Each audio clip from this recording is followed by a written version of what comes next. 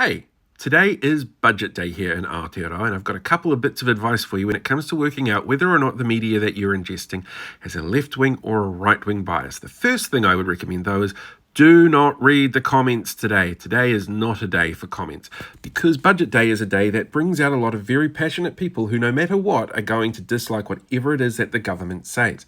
But when it comes down to interpreting whether or not your media is left-wing or right-wing, there's a couple of things that you can do to notice what's going on.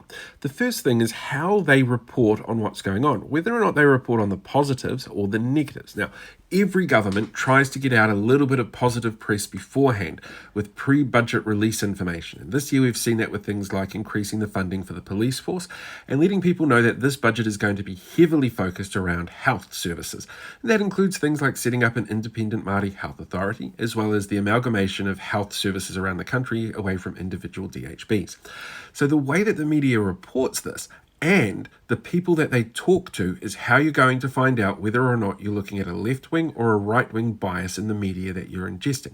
So for a quick recap, anything that says human rights are bad or that the individual isn't getting anything out of this budget is going to be much more right-leaning than those that say things like, we're helping the community, this is to set up and help organisations and people and groups, which tends to be a more left-wing way of looking at the world.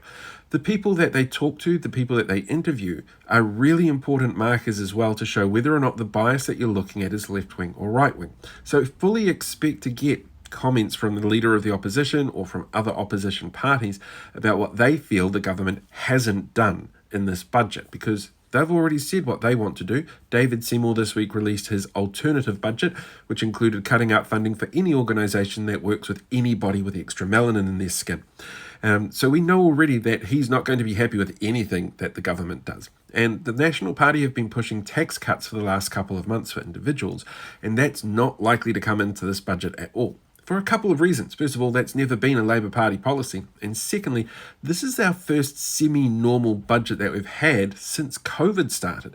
So there'll be some overhang with spending to make sure that that kind of recovery keeps going on, as well as trying spending to get in place the policies that Labour had beforehand. So keep an eye out and see who it is that they talk to on the media and whether or not their stance is individualistic or collectivistic, because that's how you're going to tell whether or not the media you're looking at is right-wing or left-wing.